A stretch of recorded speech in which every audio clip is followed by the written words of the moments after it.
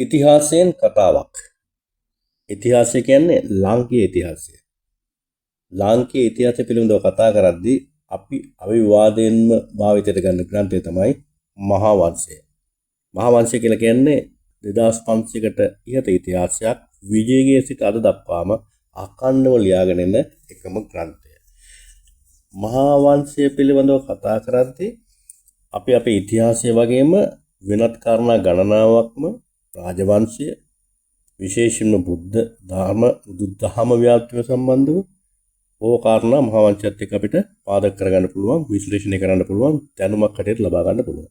ඒ වගේම මහා වංශය ආරම්භ කරන්නේ උතුරු ඉන්දියානු රජකුමාරයෙක් වෙන විජයගේ සම්ප්‍රාප්තියත් විජයගෙන් ශ්‍රී ලංකාවේ රාජාවලිය ආරම්භ කිරීමත් යන කාරණා දෙක එකතු කරගෙන.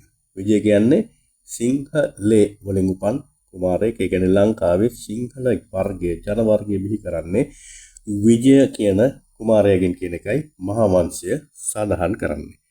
දැන් මේ සාකච්ඡා කරන්න යන්නේ මහා වංශය කියන මේ විජයගෙන් ආරම්භ වෙච්ච සිංහලේ වර්ගයේ ජන වර්ගය හා සිංහලේ රාජාවලිය එසේ ඇත්තටම සිදු වූ වාදයන් පිළිබඳව තර්කානුකූලව කතා කරමු.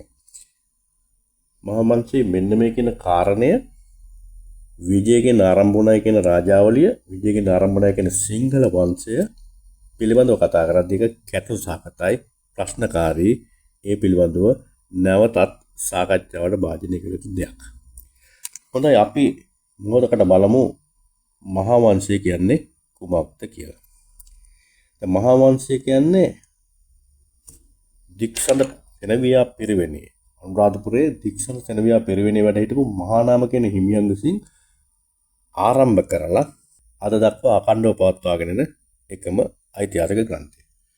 ධාතුසේන රජුගේ කාල පරිච්ඡේදය ක්‍රිස්තු වර්ෂ 5 වෙනි සියවසේ. හරියටම කිව්වොත් ක්‍රිස්තු වර්ෂ 460 සිට 478 දක්වා කාලේ අනුරාධපුරයේ දික්සඳ සෙනවියා පිරිවෙනේ වැඩ හිටපු මහා නාම හිමියෝ තමයි මෙහි පළමුවෙනි පරිච්ඡේදයේ සිට 37 පරිච්ඡේදය දක්වා කාලය ලියලා තියෙනවා. දැන් පළවෙනි පරිච්ඡේදය කියලා කියන්නේ 34 දක්වා කාලය කියලා කියන්නේ බුදුරජාණන් වහන්සේගේ ලංකා ගමනේ සිට මහාසේන රජුරුවන්ගේ නැත්නම් මහාසේන රජුරුවන්ගේ කාලය දක්වා ක්‍රිස්තු වර්ෂ 334 ඉඳන් 361 දක්වා රාජ්‍ය කාලය ආවරණය කරගෙන තමයි පළවෙනි කොටස ලියලා තියෙන්නේ. මේ කොටස ලියද්දී මහා නා මහමුදුරෝ මීට 7 වර්ෂ එම ස්වාමීන් වහන්සේ වැඩ හිටපු කාල පරිච්ඡේදවල අවුරුදු 100ක් විතර පෙර අතීතය කටවහරෙන් අරන් ආපු මුඛ පරම්පරාවෙන් අරන් ආපු ජන ප්‍රවාදයන් ඉතිහාසගත කතා වස්තුන් එකතු කරලා තමයි මේ ග්‍රන්ථය ආරම්භ කරන්නේ. මේ කොටසට අපි කියනවා මහා වංශය කියලා. දැන් මුලින්ම මේ මහා වංශය ලියද්දිම කියනවා මේ මහා වංශය ලියන්නේයි පින්වත් ජනයාගේ ප්‍රසාදවත් සංවේගය පිණිස රචනා කරන බව සඳහන් කරමි. ඒ කියන්නේ ජනතාවගේ ප්‍රසාදය සතුට වෙනුවෙන් තමයි මේක ලියන්නේ කියලා. ඒ කියන්නේ ආගමික ග්‍රන්ථයක් හැටියට බෞද්ධ දර්ශනය පිළිබඳව යම් ව්‍යාප්තිය පිළිබඳව සාකච්ඡා කරන ග්‍රන්ථයක් හැටියට රාජ්‍ය වංශය පිළිබඳව ඒ වගේම ඓතිහාසික කතාවස්තුන් එකතු කරගත්තු ග්‍රන්ථයක් හැටියටයි මහා වංශය ආරම්භ කරන්නේ. මහා වංශයේ මේ පළවෙනි කොටස මහතන් රජුගෙන් පස්සේ අවසන් වුණාට පස්සේ දෙවෙනි කොටස ඉනික්පිති ඉතිරි කොටස් ධම්මකිත්ත ස්වාමීන් වහන්සේ, ඒ වගේම තිබ්බටුවායේ සිද්ධාර්ථ බුද්ධ රාජ්‍යතුන් වහන්සේ වගේ ස්වාමීන් වහන්සේලා ඉතිරි කොටස් ලියවිලා තියෙනවා. අපි ඒ කොටස් වලට කියනවා චූල වංශය කියලා. එහෙමනම් ඒ චූල වංශයේ ඒ කොටසත් ඒ වගේම මහා වංශයේ මහා නාම හිමියන් ලියපු කොටසත් එකතු වෙලා අද මේ දක්වා ගමන් කරන ලියාගෙන යන අඛණ්ඩ ග්‍රන්ථයකට කියන්නේ මහා වංශය කියලා. අපි බලමු කවුද විජය කියන්නේ කියලා. විජය කියලා කියන්නේ සිංහබාහු හා සිංහ සීවලී කියන දෙදෙනාගේ පළවෙනි දරුවා. කවුද සිංහබාහු හා සිංහ සීවලී කියන්නේ? සිංහබාහු හා සිංහ සීවලී කියන්නේ සුප්මා දේවියට හා වනගත සිංහයෙකුට දාව ඉපදිච්ච දරුවෝ දෙදෙනෙක්. කවුද සුප්පා දේවිය කියන්නේ? සුප්පා දේවිය කියන්නේ නැගෙනහිර ඉන්දියාවේ වර්තමානයේ නම් බංග්ලාදේශයේ බෙන්ගාල් ප්‍රදේශයේ වංග කියන දේශයේ රජ කරපු වංග රජුගේ දියණිය. එහෙමනම් ඒ සුප්පා දේවියගේ සිට විජයාවතරණය දක්වා වූ කතාවස්තුව අපි මොහොතකට අහලා බලමු. මේ උතුරු ඉන්දියාවේ නැගෙනහිර දේශයට ආක්‍රමණය වෙච්ච වංග කියන දේශයේ වංග රටේ රජවරයා එමත් නැත්නම් අපි කිව්වොත් වංග රජුරුවන්ගේ එකම දිනිය තමයි සුප්පා දේවිය. සුප්පා දේවිය කියලා කියන්නේ ඊ타මාත්ම රෝමත් දුටුවන් මවිත කරන අතිශය රෝමත් තරුණයක් කියලා තමයි කියන්නේ. මේ සුප්පා දේවිය ඉපදිච්ච වෙලාවෙම කියලා තියෙනවා මොකක්ද? සුප්පා දේවිය යම් දවසක වනයේ නිරි රජු සමග විවාහ වෙලා දරුවෝ ලබනවායි කියලා. මේ තමයි එක අනාවැකිය. මේ අනාවැකිය නිසා වංග රජු මේ දියණිය පිළිබඳව යම් බයක් හිටියා. ඒ නිසා ඕන් මොකද කළේ? ඒ දියණිය දැඩි ආරක්ෂාවක් යටතේ රජමාලිගාවේ ඇතිදැඩි කරේ. මේ ඇතිදැඩි කරපු ආකාරයත් දැඩි ආරක්ෂාවත් ඇයගේ නිදහසත් මේ සියල්ලම අහිමි වෙච්ච හින්දා යම් වෙලාවක මේ සුප්පා දෙවිය හිටියේ කනස්සල්ලෙන් Tamanට බාහිර පරිසරයට යන්න විදියක් නැහැ, සමාජය ආශ්‍රය කරන්න විදියක් නැහැ. මේ වගේ තත්ත්වයන් වලට මූණ දීලා හිටියේ. එහෙම නැත්නම් ගැටිලා හිටියේ. ඒ නිසා ඇය හැමතිස්සෙම නිදහස හොයාගෙන යන්න පොර කකා යටිහිතෙන් සූදානම්ෙන් හිටියේ. එක්තරා දවසක ඇය දැක්කා සඳළුතලේ ඉන්නකොට පාර දිගේ ගැල් 500ක්, ඒ කියන්නේ කරත්තවල බඩු පටවගෙන කරත්ත 500ක් ගමන් කරන පාරද මගධ දේශයේ දිහාට. ඇයට හිතුණා හිතුවක්කාර චරිතයක්. ඇයට හිතුණා මේ ගැල් 500 පිටිපස්සෙන් ගිහිල්ලා පොඩි විනෝදයක් ලබන්න ඕන කියලා. ඇය සඳළුතලෙන් බැස්ස කවුරුවත් දැක්කේ නැහැ. දෝගන කියලා කරත්ත 500 පිටිපස්සේ හැංගිලා එමින් ඉස්සරහට ගියා. මේ තමයි සුප්පා දේවිය රජවාසලෙන් එළියට බහපු හැටි. යම් දුරක් ගත කරාට පස්සේ ලාට කියන ප්‍රදේශයට ගමන් කරා මේ ගැල් ටික. එහෙම ගමන් කරපුවාම ලාට ප්‍රදේශයේ වනගත ප්‍රදේශයක්. මේ වනගත ප්‍රදේශය හරහා ගමන් කරද්දී අන්න ඒ වනයේ හිටිය මුර්ගෙක් සිංහෙක් පාර මැද්දට පැනලා අර ගැල් 500ම විනාශ කරලා ඒවට මිනිස්සු මරලා ගොනුන් නැත්තම් ගැල් වල බැඳලා හිටපු හරක් ටික ඝාතනය කරලා සුප්පා දෙවියව පැහැරගෙන යනවා. සුප්පා දෙවිය දන්නවා ඇයට අනාවැකියක් පළ කරලා තිබුණ යම් දවසක වනයේ නිරි රජු නැත්තම් සිංහයා එක්ක ඇය විවාහ වෙනවා කියලා. ඇයි මේ සිංහයව දැක්ක ගමන් ඇයට මතක් වුණා ඇය පිළිබඳ අනාවැකිය. ඇය බොහොම උපේක්ෂාවෙන් බලාගෙන හිටියා. සිංහයා ඇය ළඟට ආවා. හැබැයි ඇයට කරදරයක් කළේ නැහැ. ඇය සිංහයාත් එක්ක වනගත වුණා. වනයේ තියෙන ගල් ගුහාවකට ඇය වර්ගෙන ගියා. මේ වනයේ වල් ගුහාවේ ඇයව හිර කරලා සිංහයා නිරන්තරයෙන් ඇයව පෝෂණය කරන ආරක්ෂාව සැපයුවා. කල්යත්ම ඇයට දරුවන් දෙදෙනෙක් බිහි වෙනවා. පළවෙනි දරුවා සිංහ බාහු, සිංහයාගේ බාහුව වල හැඩයේ තියෙන ශක්තිය තියෙන තරුණයෙක් බිහි වෙනවා. දරුවෙක් පිරිමි දරුවෙක් බිහි වෙනවා. දෙවෙනි දියණිය සිංහ සීවලී නමින් නම් කරා. දැන් මේ දෙදෙනාම මවයි පියයි. පියා කියන්නේ පාද හතරේ තිරිසන් සතෙක් සිංහෙක්. මව මනුෂ්‍ය දියණියක් සුප්පා දේවි. මේ දෙදෙනා එක්ක ඇතිදැඩි වුණා වනයේ. එහෙම ඇතිදැඩි වෙන අතර මේ දරුවෝ දෙදෙනාත් අහනවා අම්මගෙන් දැනගන්නවා තොරතුරු තමන්ගේ අතීතයේ මුතුන් මිත්තු පිළිබඳව, තමන්ගේ උරුම වෙච්ච රාජධානිය පිළිබඳව. අන්න එහෙම දැනගෙන මේ තරුණුවේට පත්වෙච්ච සිංහබාහු කුමාරයාට ඕන වෙනවා මේ ගල් ගෙයින් පැනලා යන්න. දැන් මේක විවිධ කතා කරනවා. අම්මා කැමති වෙන්නේ නැහැ, නංගි බය වෙනවා, සිංහයාට බයයි. කෙසේ වෙතත් මේ ගල් දොර විවෘත කිරීමට තරම් ශක්තිමත් තරුණයෙක් බවට පත්වෙච්ච සිංහබාහු මොකද කරන්නේ? මේ ගල් දොර පෙරලලා අම්මවයි නංගිවයි අරගෙන කැලෙන් පනිනවා. දැන් කොහෙද යන්නේ? තමන්ගේ උරුම රාජධානිය වෙතට. තමන්ගේ සීයා ඉන්න රාජධානිය වෙතට. මේ අවස්ථාවේදී අර සිංහයා ගොදුරු සොයාගෙන ගිය සිංහයා එනවා ගල් ගුහාවට. එනකොට ගල් දොර පෙරලලා බිරිඳක් නැහැ, දරුවෝ දෙන්නත් නැහැ. වියරු වැටිලා කෑ ගහගෙන පයින්නවා ගම්මානෙට. තමන්ගේ දරු දෙදෙනයි බිරිඳයි හොයාගෙන මිනිස්සු මරනවා, ගම්මාන වලට පනිනවා, නගරයට එනවා, යම් විනාශයක් කරනවා. මිනිස්සුන්ට මේක බලන් ඉන්න බෑ. ඕන් දුවගෙන කියලා රජුරවන්ට කියනවා. රජුරෝ දුනුවා යොදනවා. නමුත් කිසිම විදියකින් මේ සිංහයව පාලනය කරන්න බෑ. අන්න ඒ වෙලාවේදී අනබරයක් නැත්තම් නියෝගයක් නිකුත් කරනවා සිංහයව මරන කෙනෙකුට මේ වගේ තත්ත්වයන් ලබා දෙනවා කියලා.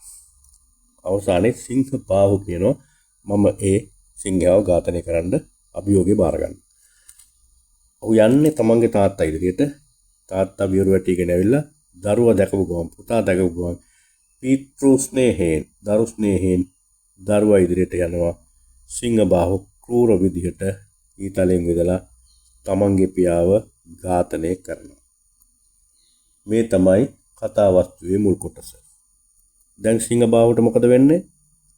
තමන්ගේ සීයාගෙන් රාජධානිය හිමි වෙනවා. නමුත් ඔහු කියනවා නෑ මට මේ රාජධානිය අවශ්‍ය නැහැ කියලා. එතෙම වෙනත් ප්‍රදේශයකට ගිහිල්ලා සිංහපුර කියන නමින් නගරයක් ඉදි කරලා එහි රජ වෙනවා.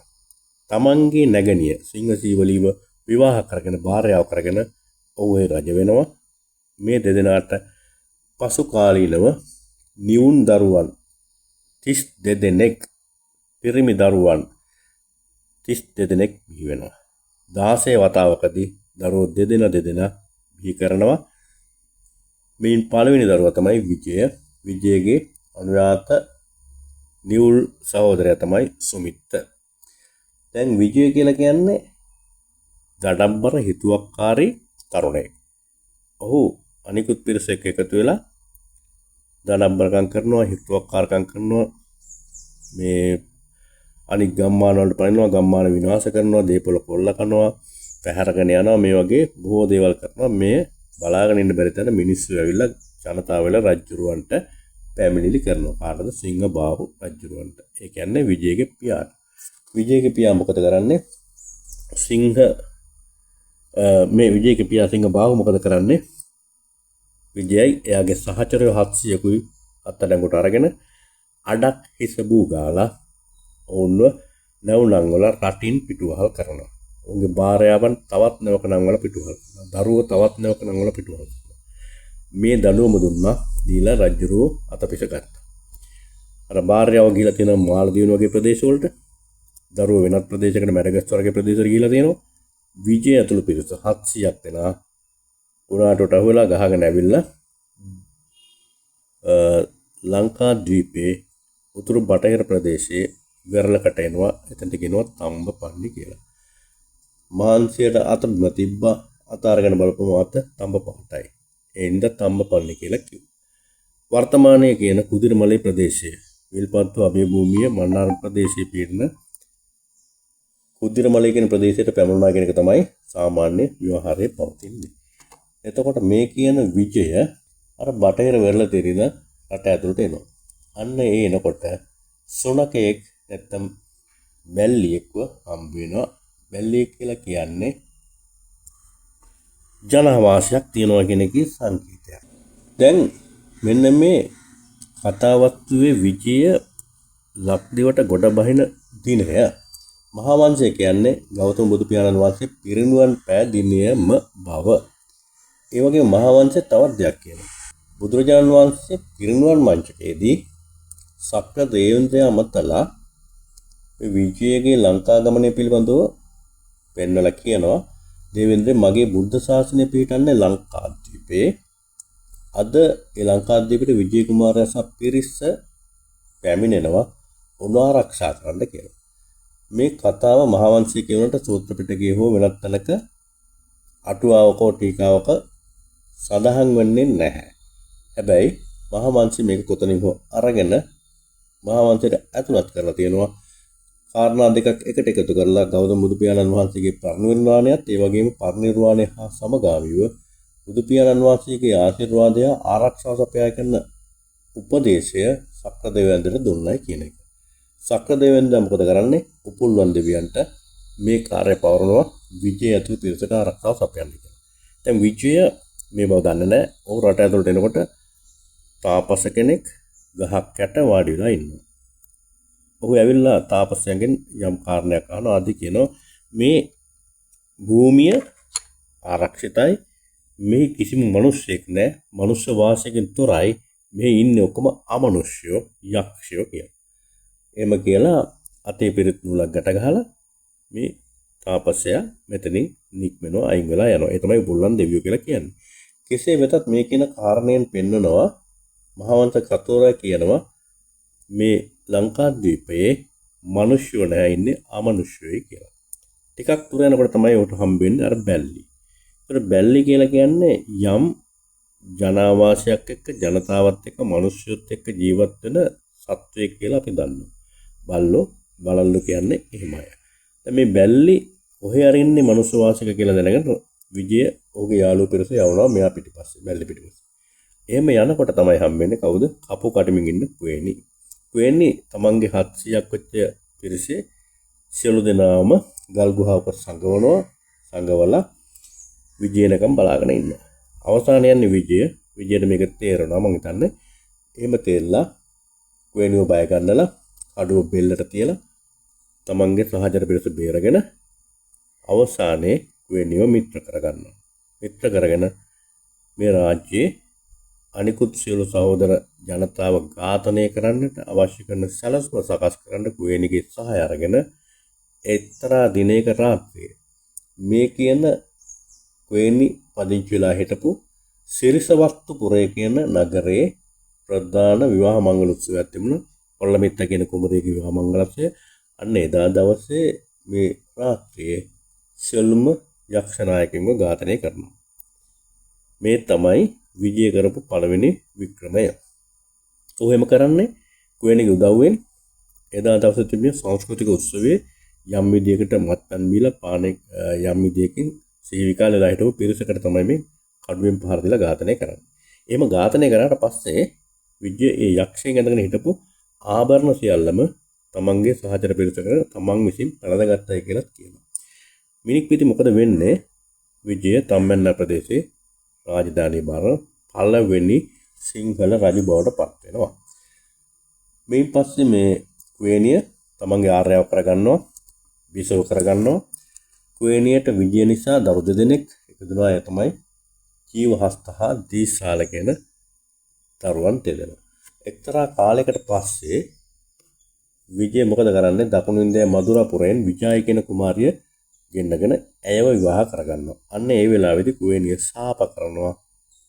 දතෝනි දෙනවා තමන් මේ රට බාර දුන්නා. තමන්ගේ සියලු ඥාතින්ව ඝාතනය කළා.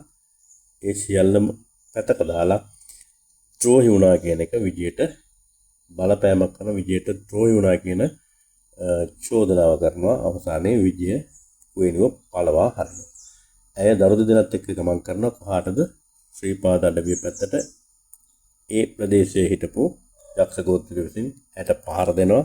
ඇය ඝාතනය වෙනවා. දරු දෙදෙනා සබරගම ප්‍රදේශයේ ශ්‍රීපාද ප්‍රදේශයට ගිහිල්ලා එහි පදිංචි වෙනවා. වුන්ගෙන් සබරගමේ වැද්දෝ ඇති උනායි කියලා කියනවා. දැන් මේ තමයි විජයව ගමනය. විජයත් එක්ක ආපු 700යි ඔහුයි මේ රටේ පළවෙනි රාජ්‍ය පාලකයා බවට පත් වෙනවා. තව චුට්ටක් එහාට කතා කළොත් විජයගෙන් පස්සේ විජයට දැන් දරුවෝ නැති වෙනවා. තමන් හිටපු එකම දරුවෝ දෙන්න වෙනිත් එක පැනලා ගියා. දෙවන බිසවට දරුවෝ නැහැ. ඒ නිසා ඔහු තමන්ගේ සහෝදර සුමිත්තට ඉන්දියාවේ සිංගප්පූරුවට පණිඩක් කරනවා. රජකම බාර ගන්න දෙන්න තමන්ගෙන් පස්සේ. සුමිත්ත කියනවා තමන්ගේ පියා ඒ කියන්නේ සිංහ බහුමිය ගියා. මම දැන් ඒ රටේ සිංගප්පූරුවේ රජ වෙලා ඉන්නේ. මගේ වැඩිමල් පුතා පඬුවස්දේව කුමාරයා එවන්නම් ඔහුට රජකම දෙන්න කියලා. දැන් පඬුවස්දේව රජ කුමාරයා ලංකාවට එන්නේ ශාක්‍ය වංශික සම්බන්ධතාවයක් තියෙන මද්දකච්චායන කියන කුමරියත් පසු කාලිනව ගෙන්නගෙන ඇයව විවාහ කරගන්නවා. ඔවුන් රට පාලනය කරන්නේ පඬුවස් නුවර සිට.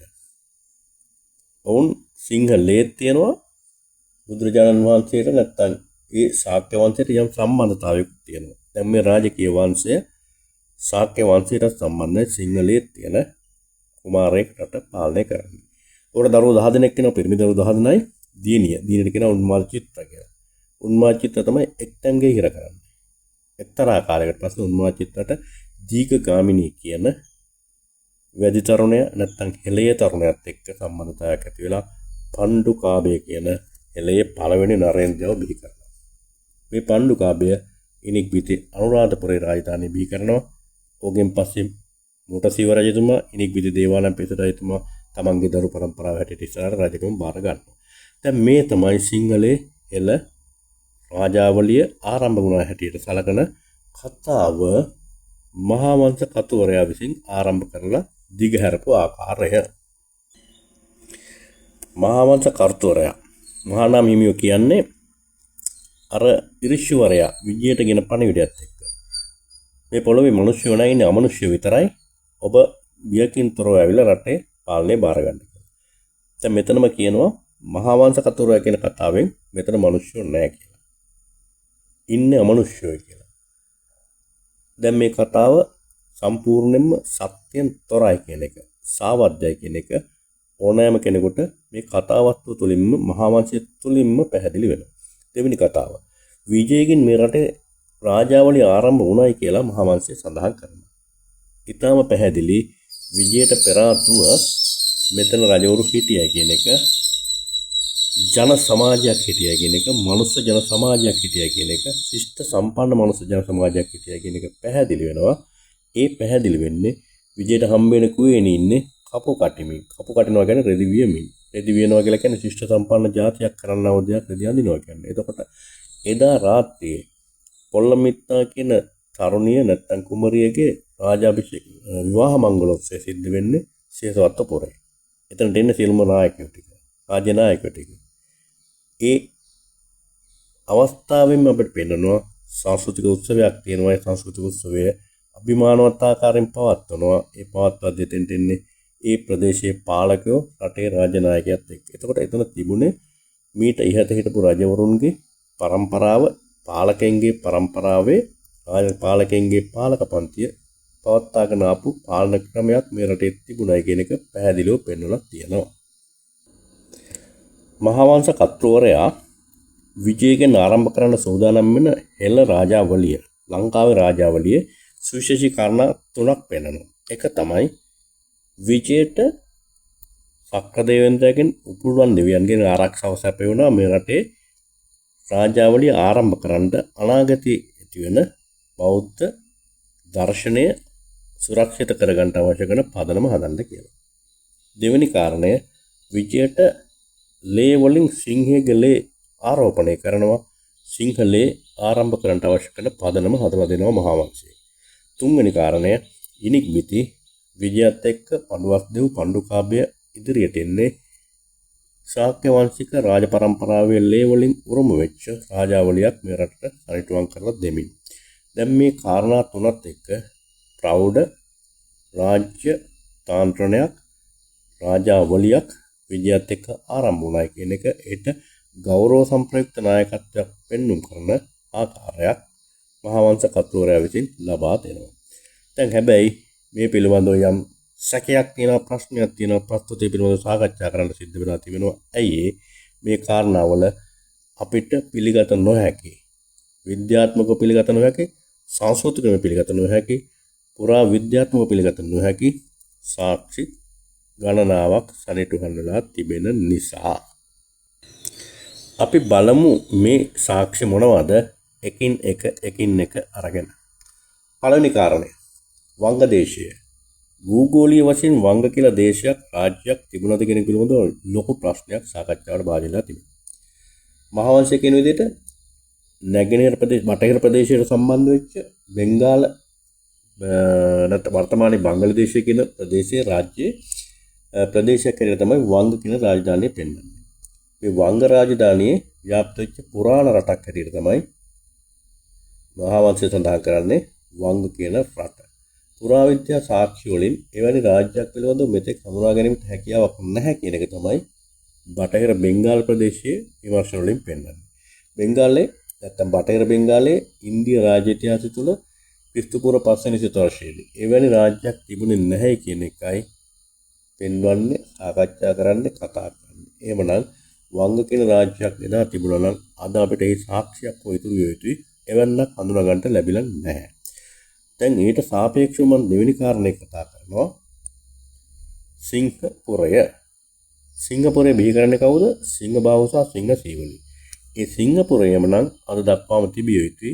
ඒ වගේම ඒ සිංහපුරයේ සිංහල ජනාවාස බිහි වෙලා තිබිය යුතුයි. විජය හැර සෙසු සහෝදරවරුන් 31 දෙනාම විවාහ වෙලා දරු පරම්පරා බිහි කරලා ජනාවාස කරන්නේ කොහෙද? සිංහපුරයේ. එමනම් ඒ සිංහපුරයේ ඉන්නේ කවුද? සිංහල ජන වර්ගය. එහෙමනම් ලංකාවට ආවේ විජය විතරයි, පසුගාමීව ආවේ පඬුවස්දෙව් විතරයි. හැබැයි සෙසු සියලුම සහෝදරවරු 31 දෙනාම හිටියේ සිංහබාහු නිර්මාණය කරපු සිංහපුරේ. එමනම් එතන බිහි විය යුතුයි සමස්ත සිංහල ජන වර්ගයක්, සිංහලේ තිබෙන්නවා වූ. හැබැයි එවැනි වර්ගයක් බිහි වෙලා හිටියනම් අද දක්වාම අඛණ්ඩව එවැනි ජන වර්ගයක් එම ප්‍රදේශයේ සිටිය යුතුයි. එවැන්නක් අපිට හඳුනා ගන්න ලැබෙන්නේ නැහැ. ඒ නිසා සිංහපුරයේ සිංහල ජන වර්ගයක් සිටියා වර්තමානයේ සිටින්නේය කියන කාරණය සනාත වන්නේ නැහැ, සාක්ෂි නැහැ, එවන්නක් නැත. දැන් අර සිංහයා මිනිසු 500ක්, ගල් 500ක්, ගවයෝ 500ක් තනියම සටන් කරලා ඝාතනය කරනවා. දැන් ඔය වගේ ගල් 500ක් අරන් යනකොට මිනිස්සුත් එතන ගලකට එක්කෙනෙක්වත් ඉන්නවා. ඒතර මිනිස්සුත් 500ක්වත් ඉන්නවා. යම් පිරිසක් ඉන්නවා. ඔවුන් නිරායුධව නෙමෙයි යන්නේ. යන්නේ ආයුධයක් අරගෙන, කඩුවක්, ඇත්තක්, පොල්ලක්වත් අඩුම තරම අරගෙන යන්නේ. උන් දන්නවා වරසතුරෝ ඉන්නවා, වනමුර්ගියෝ ඉන්නවා. නිකන් අතවනවන යන්නේ නැහැ. එතකොට එවැනි සිංහෙක්ගේ ප්‍රහාරයක් ලාවා නම් ඔය ගල් 500 ඉතුරු මනුස්ස 500 දෙනා ඒ වෙනුවෙන් යම් ප්‍රතිප්‍රහාරයක් එල්ල නොකර නිකම්ම මැරෙන්නේ නැහැ. හැබැයි තනි සිංහෙක් මේ 500 දෙනාම ඝාතනය කරා, පළවා හැරියා, ගල් ටික සියල්ලම විනාශ කරා කියන සාධකය කතාව යම් මට්ටමකට පිළිගන්න අපහසුයි. මීට පෙර ආතුවත් ඔවුන් දැනගෙන තියෙනවා මේ ලාට ප්‍රදේශයේ, මේ ප්‍රදේශයේ සිංහෙක් මේ මිනිස්සුන්ට හිරිහැර කරනවා, පාර දෙනවා, ඝාතනය කරනවා. ඒ නිසා සූදානම්ෙන් තමයි යන්නේ. එහෙමනම් එහෙම සූදානම්ෙන් ගිය පිරිසකට අඩුම තරමේ ප්‍රතිප්‍රහාරයක් එල්ල කිරීමට නොහැකි වෙන්නේ නැහැ. එවන්නක් සිද්ධ වුණා කියන එක මහාවංශයේ කියවෙන්නේ නැහැ. සියල්ල ඝාතනය කරලා පළවා හැරලා සුප්පාදේ විතරක් නිරුප්‍රාන්තිතව රැගෙන ගියා කියලා කියනවා. ඊළඟට මහාවංශයේ කියන අතිශය සාවද්‍ය කාරණය තමයි සුප්පාදේවියට සිංහයා කියන නිරිසත්වයාගෙන් දරුවන් දෙදෙනෙක් බිහි වෙනවා කියන එක. ජෛව විද්‍යාත්මකව, මානව විද්‍යාත්මකව මේ කාරණේ සිද්ධ වෙන්නේ නොහැකි දෙයක් බව ඕනෑම කෙනෙකුට පැහැදිලි දෙයක්. තේරුම් ගත හැකි දෙයක්. සාමාන්‍යයෙන් සරු ජනිතයෙක් බිහි වෙන්නේ එකම විශේෂයේ ජීවීන් දෙදෙනෙක් අතර සංවාසයෙන්. එකම විශේෂය කියලා කියන්නේ මිනිසා නම් මිනිසා තමයි සත්ව විශේෂය. Homo sapiens sapiens. අපි ගත්තොත් ශාකයක්. ශාක දෙකක් අතර මුහුමකින් ජීවීන් දෙකක් විශේෂ දෙකක් අතර මුහුමකින් ජීවියෙක් හදන්න බෑ. ශාකයක් හදන්න බෑ. ගහන්නේ පොල් ගහ. අනිත් පැත්තෙන් තල් ගහ. පොල් ගහයි තල් ගහයි මිශ්‍ර වෙලා වෙනත් ශාකයක් හැදෙන්නේ නැහැ. පොල් ගහේ පරාගයක් තමයි පොල් ගහේ ඩිම්බයක් එක සංසේචනය වෙලා පොල් බීජයක් හදන්නේ. පොල් පැලයක් හදන්නේ. ඒ වගේ තමයි සත්ත්ව ලෝකයේ සිංහයාගේ දේනුවත් එක තමයි සංවාසයෙන් දරුවෙක් බිහි කරන්න පුළුවන්. හේතුව ජෛව විද්‍යාත්මක වර්ණ දේශ DNA වල තියෙන සමානකම් නිසා. හැබැයි මිනිස්සෙක් හා තිරිසතෙක් අතර සංවාසයෙන් දරුවෙක් බිහි කරන්න පුළුවන් කියන කාරණය පිළිගත හැක්කක් නෙවෙයි. එහෙම බිහි වුණත් එයා සරු ජනිතයෙක් වෙන්නේ නැහැ. එයා නිසරු ජනිතයෙක් වට අනිවාර්යයෙන්ම පත් වෙනවා. මොකද්ද නිසරු ජනිතය කියන්නේ? ඇයි එහෙම වෙන්නේ නැත්තේ? විද්‍යාවේ අපි කියන විවිධ විශේෂයන් අතර අභියන්නේ සිදු කරන්න පුළුවන්. හැබැයි කිසිම විටක ඒ සංයෝජනයෙන් සරු ජනිතයෙක් බිහි කරන්න බෑ. දැන් අපි දන්නවා අශ්වයා සහ බූරුව කියන සත්තු දෙන්න. අශ්වයා අශ්වයාතර සංවාසයෙන් අශ්ව පැටව බිහි වෙනවා. බූරුව බූරුවතර සංවාසයෙන් බූරු පැටව බිහි වෙනවා. අශ්වයයි බූරුවයි අතර නැත්තම් අශ්ව පිරිම සතෙක් බූරු දෙනක් එක්ක සංවාසයෙන් ඇති වෙන දරුවෙක් ඇති වෙන්න පුළුවන්. එයාට අපි කියන කොටලුවක්. කොටලුව ඇති වෙන්නේ ඇයි? එක්තරා හේතුවක් නිසා. ඕන එකම ගණයට අයිති වෙච්ච ජීවීන් දෙන්නෙක් හින්දා. හැබැයි ඒ කොටලුවාට නැවත වතාවක් කොටලුවෙක් එක සංසර්ගයෙන් සරු ජනිතයෙක් තව දරුවෙක් බිහි කරන්න බෑ. ඇයි? ඒ වර්ණ දේවල තියෙන අසමානතාවය. අපි කියන අශ්වයාට එක්වස් කැබල්ස් කියලා. බූරුවට කියනවා එක්වස් ඇනිනස් කියලා. මේගොල්ලෝ එක්වස් කියලා ජීන් එක එහෙම නැත්නම් ගණනාමය අණුව එකම ගණයට අයිති. හැබැයි විශේෂ දෙකක්. අශ්වයාගේ වර්ණ දේහ අපි කියනවා යුගල් 32ක් තියෙනවා කියලා. ශෛලයක තියෙනවා වර්ණ දේහ කියලා. ශෛලයේ න්‍යෂ්ටිය තියෙනවා වර්ණ දේහ කියලා. DNA ජානමය ලක්ෂණ ආරක්ෂා කරගෙන අරගෙන යන අපේ ප්‍රවේණික ඒකකය. මේ යුගල් 32ක් තියෙනවා වර්ණ දේහ කාටද? අශ්වයට. ඒ වගේම බූරුවට තියෙනවා යුගල් 31ක්. හරියට කිව්වොත් අශ්වයට වර්ණ දේහ 64ක් තියෙනවා, බූරුවට තියෙන වර්ණ දේහ 62ක්. දැන් මේ දෙදෙනා අතර සංවාසයෙන් ඇති වෙන කොටලුවට ඇති වෙන්නේ වර්ණ දේහ 63යි. බූරුවට 62යි, අශ්වයට 64යි. හැබැයි කොටලුවට එකතු වෙන්නේ 63. දැන් මෙන්න මෙතන නිසා වර්ණ දේහ යුගල සම්පූර්ණ වෙන්නේ නැහැ. කොටලුව සම්පූර්ණයෙන්ම නිසරු ජනිතයෙක් බවට පත් වෙනවා. එහෙමපත් වෙන්නේ එක්තරා විදිහකට අර වර්ණ දේහ යුගල් 62යි 64යි අතර තියෙන සමානතාවය පුංචි වෙනසක් තියෙනවා. එකම ගණයට අයිති වෙන ජීවීන් දෙදෙනෙක්. හැබැයි වර්ණ දේහ යුගල් 63යි ඔහුට තියෙන්නේ.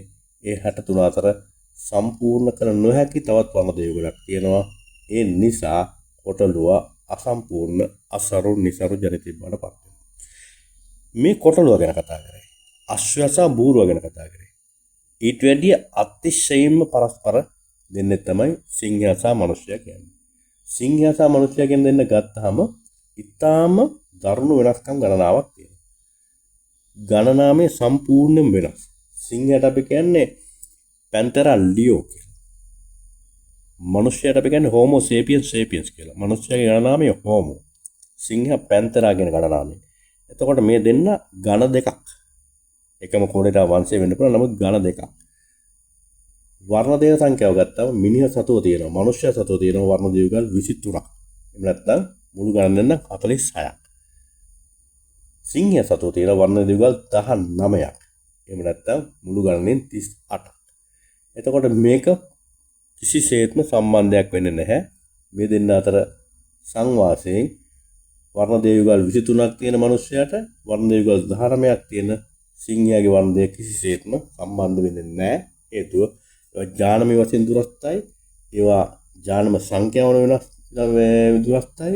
හැඩය අනුව ප්‍රමාණය අනුව වෙනස්. ඒ නිසා කිසිසේත්ම ඒවා සමපාත වන්නේ නැහැ. ඒ නිසා කිසිසේත්ම සිංහයා සහ මනුෂ්‍ය වාසයෙන් ජනිතයෙක් බිහි කිරීමේ හැකියාවක් නැහැ. එය මහා වංශයෙන් මෙසේ කිව්වද වෛද්‍ය විද්‍යාත්මක, ජාන විද්‍යාත්මක, ප්‍රවේණ විද්‍යාත්මකව කිසිසේත්ම සිදුවිය නොහැකි කාරණයක්. ඒ තමයි සත්‍යය. දැන් යම් කෙනෙකුට සාකච්ඡා කරන්න පුළුවන්, තර්ක කරන්න පුළුවන් මෙතන හිටියේ සිංහයෙක් නෙමෙයි, සිංහ කියන නමින් ඉන්න නැත්තම් යම් කිසි ශ්‍රාද ශක්තිමත් පුරුෂයෙක් මනුෂ්‍ය පිරිමියෙක් කියලා. සිංහෙක්ව ඊළා කරගෙන දඩයන් කරගෙන ජීවත් වෙච්ච වනචාරී මිනිස්සෙක් තමයි මෙතන සිංහ කියලා කිව්වේ කියලා. සිංහ කියන නමින් මොනතරම් ඉන්නවනේ. මිනිස්සු ඉන්නවනේ. එතකොට එහෙම වන්නේ නම් දරුවෙක් බිහි වෙන්න පුළුවන්. එහෙමනම් අපි බැලුවොත් එවැනි තත්වයක් නම් එතකොට ඒ දෙදෙනාට, ඒ කියන්නේ ඒ සිංහයාට සහ සුප්පාදවියට බිහි වෙන දරුවෝ දෙන්නයි සිංහ බව සහ සිංහ සීවලි. දැන් ඒ දෙදෙනා සිංගප්පූරයට ගිහිල්ලා ඕන් දෙදෙනාට බිහි වෙනවා දරුවෝ 32ක්. ඒ 32කින් පළවෙනියා තමයි කවුද? විජය. එතකොට විජයට සිංහ ලේ තියෙනවා. ඒක අපි පිළිගන්නවා. ඊළඟ ඉතුරු 31 දෙනාටත් සිංහ ලේ තිබෙනවා. ඒකත් අපිට පිළිගන්න සිද්ධ වෙනවා. හැබැයි විජයත් එක්ක ලංකාවට එනවා 700ක්. ඒ 700 වෙන්නේ සිංහ ලේ තියෙන අය නෙමෙයි. උගේ යාළුවෝ, හිතුවක්කාර යාළුවෝ. උගේ බිරින්දෑවරු මේ ලංකාවට ආවට පස්සේ හෙළේ හිටපු පිරිස විය යුතුයි. යක්ෂනාග රාක්ෂස දේවල ගණයන් වලට සම්බන්ධ වෙලා හිටපු කාන්තාව තමයි ඔවුන්ගේ භාර්යාව විය යුත්තේ. විජයට දරුවෝ දෙන්නෙක් හිටියා ජීවත් සහ දීසාල. හැබැයි ඔවුන් දෙදෙනා පළවා හරිනවා සබරගමු කැලේට. දැන් ඔහුගේ પરම්පරාවක් නැහැ. ඊට පස්සේ ඉන්නේ සුමිත්ගේ පුතා පඬුවස්තේ. පඬුවස්තේගේ දරුවෝ 10 දෙනෙක් හිටියා. පිරිමි දරුවෝ 10 දෙනෙක්. උන් 10 දෙනාම 9 දෙනෙක්ව ඝාතනය කරන පණ්ඩුකාභය විසින්. එතන උන්මාජිත්වගේ එකම දරුවා තමයි පණ්ඩුකාභය. පණ්ඩුකාභයගේ දරුවා මුටසීව රජුගේ දරුවා දේවානම් පෙදිච්ච. ඒ රාජ પરම්පරාව ඉස්සරහට යද්දී එතන සිංහලයේ තිබෙනවා කියලා යම් මට්ටමකට පිළිගන්න පුළුවන්. හැබැයි අර 700ක් දෙනාගෙන් කිසිසේත්ම බිහිවන දරුවෝ සිංහලයේ සහිත සිංහ බව සිංහ සීවලීගේ දරුවෝ නෙමෙයි, ලේවල දරුවෝ නෙමෙයි.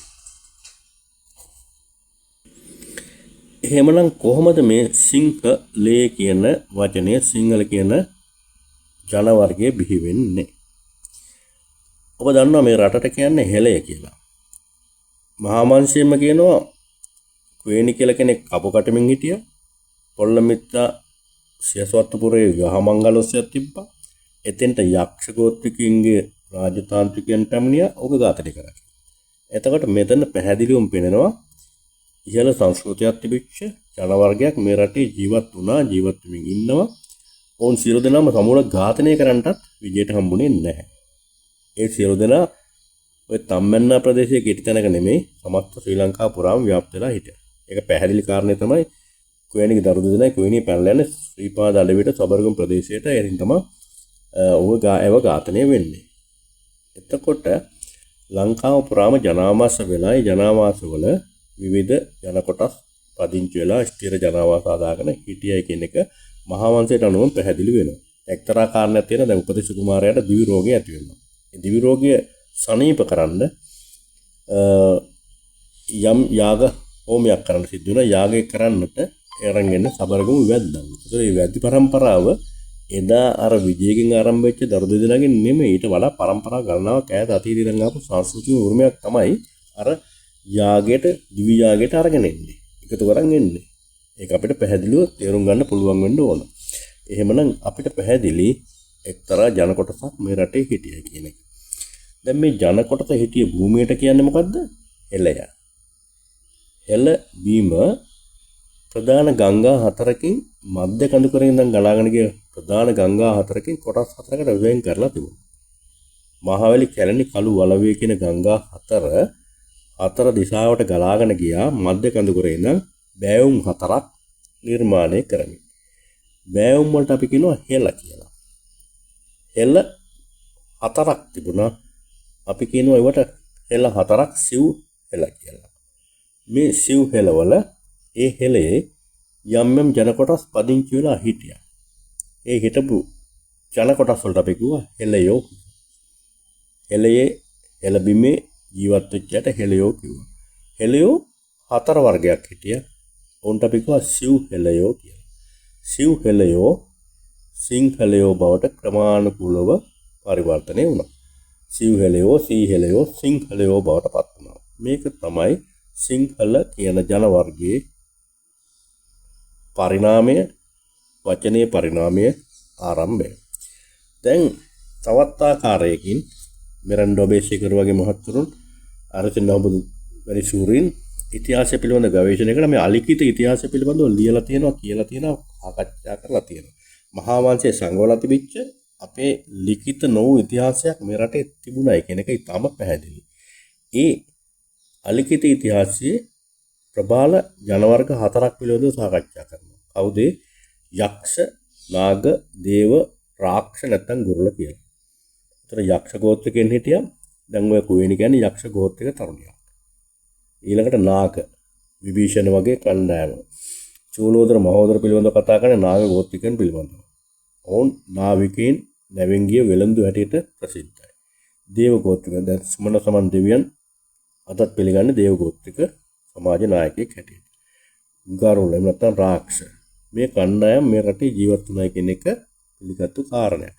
ඒ හෙළයෝ හතර වර්ගයක් සිව් හෙළයෝ සී හෙළයෝ බාටපත් වුණා කියන තවත් මතයක් තිබෙනවා. කෙසේ වෙතත් ඔය ආකාර හතරම දෙකින්ම ගම්ම්‍ය කරන්නේ ඉතිහාසයේ මේ රටේ විජයට පෙර ආතුව පැහැදිලි ජන වර්ගයක් හිටියා.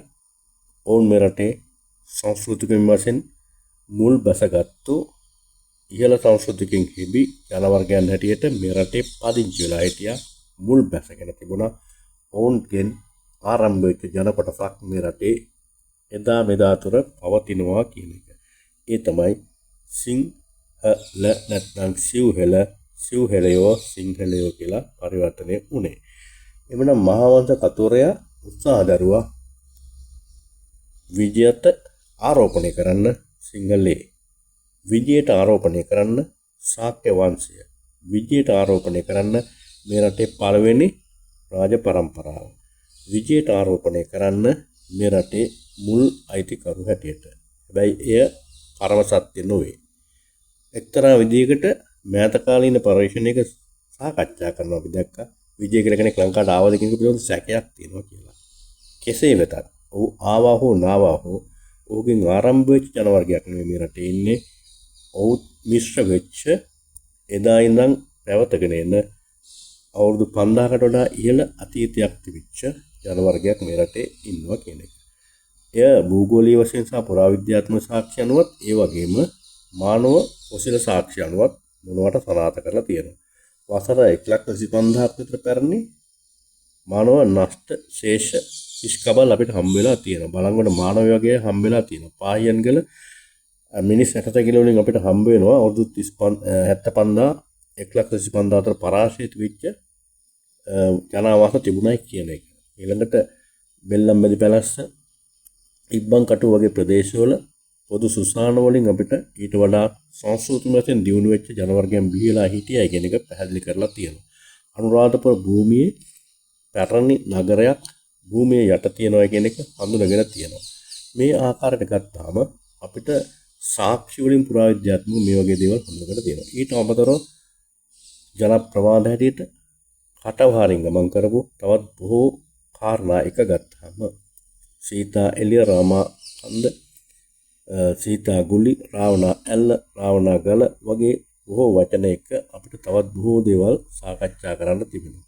කුම්භකර්ණ ගැන කුඹුක්කන්වය විභීෂණ පිළිබඳව කැලණිය චූලෝදර මහෝදර පිළිබඳව ඉතිරි වෙච්ච ශ්‍රේෂ්ඨ කතාවන් අපිට අහන්න ලැබෙනවා. හැබැයි ලිඛිතව නැහැ.